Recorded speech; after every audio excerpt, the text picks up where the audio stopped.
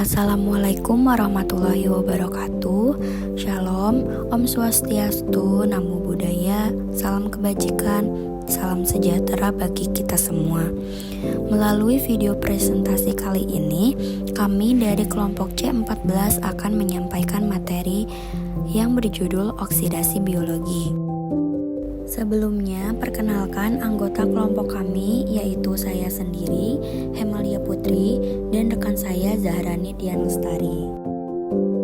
Beberapa materi yang akan kami sampaikan dalam presentasi kali ini, yaitu ada pendahuluan, pengertian oksidasi biologi, fungsi oksidasi biologi, proses terjadinya oksidasi biologi, enzim yang berperan dalam oksidasi biologi, sumber energi yang berperan dalam oksidasi, dan kesimpulan. Materi pertama yaitu pendahuluan dan akan disampaikan oleh saya sendiri. Biokimia merupakan sains yang mempelajari tentang komposisi kimia dari makhluk hidup, struktur penyusun substansinya dan transformasinya di dalam tubuh makhluk hidup atau yang biasa dikenal dengan metabolisme. Materi biokimia pada umumnya mencakup tentang pengantar biokimia, biomolekul, enzim, metabolisme, ekspresi gen, dan replikasi. Materi selanjutnya pengertian dari oksidasi biologi. Reaksi oksidasi dapat didefinisikan sebagai peristiwa kehilangan elektron atau kehilangan hidrogen, sehingga disebut juga dengan reaksi dihidrogenasi. Pengertian sempit dari oksidasi biologi yaitu reaksi suatu zat dengan molekul oksigen. Sedangkan pengertian luas dari oksidasi biologi yaitu pelepasan hidrogen atau dehidrogenasi atau pelepasan elektron. Dalam oksidasi biologi diperlukan hidrogen atau elektron. Dalam reaksi apabila ada yang dioksidasi, pasti ada yang direduksi. Materi selanjutnya yaitu fungsi dari oksidasi biologi. Di dalam sistem biologi sel makhluk hidup, reaksi oksidasi reduksi berperan dalam reaksi-reaksi yang menghasilkan energi.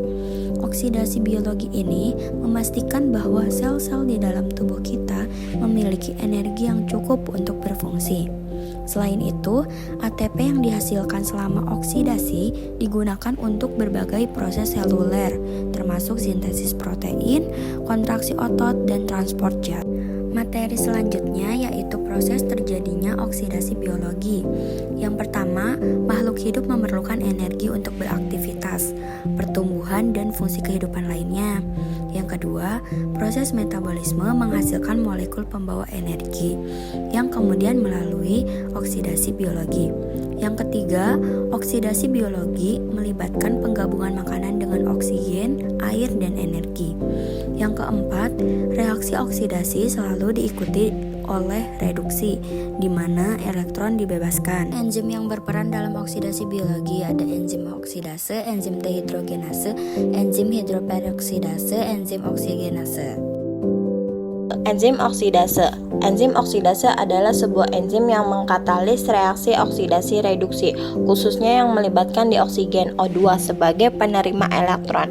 Dalam reaksi yang melibatkan pemberian atom hidrogen, oksigen direduksi menjadi air H2O atau hidrogen peroksida H2O2.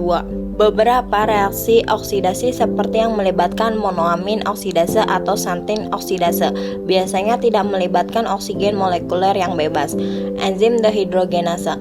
Enzim dehidrogenase adalah enzim dasar dalam mikroba tanah yang terlibat dalam proses respirasi, siklus asam sitrat, dan metabolisme nitrogen. Dehidrogenase termasuk kelompok oksidoreduktase yang mengkatalis senyawa organik dengan memindahkan dua atom hidrogen. Aktivitas dehidrogenase dipengaruhi oleh beberapa faktor seperti pH tanah, suhu, dan kelembaban. Enzim hidroperoksidase. Enzim hidroperoksidase merupakan salah satu enzim yang melindungi tubuh dari senyawa peroksida yang berbahaya. Ini adalah enzim yang mengubah senyawa peroksida menjadi senyawa yang lebih aman atau bermanfaat bagi tubuh. Hidroperoksidase adalah enzim katalase yang termasuk kelompok enzim yang melakukan reaksi dismutasi yang mengubah senyawa peroksida menjadi oksigen dan air. Enzim ini berperan penting dalam menghindari kerusakan yang dapat disebabkan oleh senyawa peroksida yang dapat mengakibatkan kecelakaan selul. Enzim oksigenase. Enzim oksigenase adalah enzim yang berfungsi untuk mengoksidasi substrat dengan mengirim oksigen dari molekul O2. Enzim ini bertindak sebagai monooksigenase yang menambahkan atom oksigen langsung ke dalam substrat. Dengan dioksigenase, kedua atom O2 dari O2 digabungkan ke dalam produk tunggal. Enzim oksigenase ini banyak digunakan dalam proses hidrolasi biologis, seperti pada biosintesis atau dalam detoksi, mamalia dan metabolisme senyawa asing seperti obat-obatan.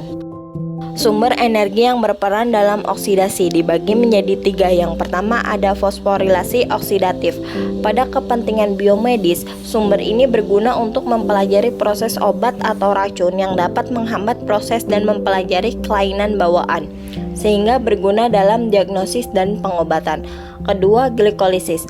Pengoksidaan glukosa menjadi asam pirufat menghasilkan lebih sedikit energi per molekul glukosa. Yang ketiga ada siklus asam sitrat atau Krebs. Siklus ini terjadi setelah proses glikolisis. Pada siklus asam sitrat, derivat yang merupakan bagian dari katabolisme masuk dengan bentuk molekul-molekul kecil, sedangkan lintasan anabolisme bercabang keluar dengan menyediakan substrat karbon untuk keperluan biosintesis. Dari materi yang telah disampaikan, dapat disimpulkan bahwa oksidasi biologi merupakan pelepasan hidrogen atau dehidrogenasi atau pelepasan elektron. Oksidasi biologi ini memastikan bahwa sel-sel di dalam tubuh kita memiliki energi yang cukup untuk berfungsi. Dalam proses oksidasi diperlukan enzim.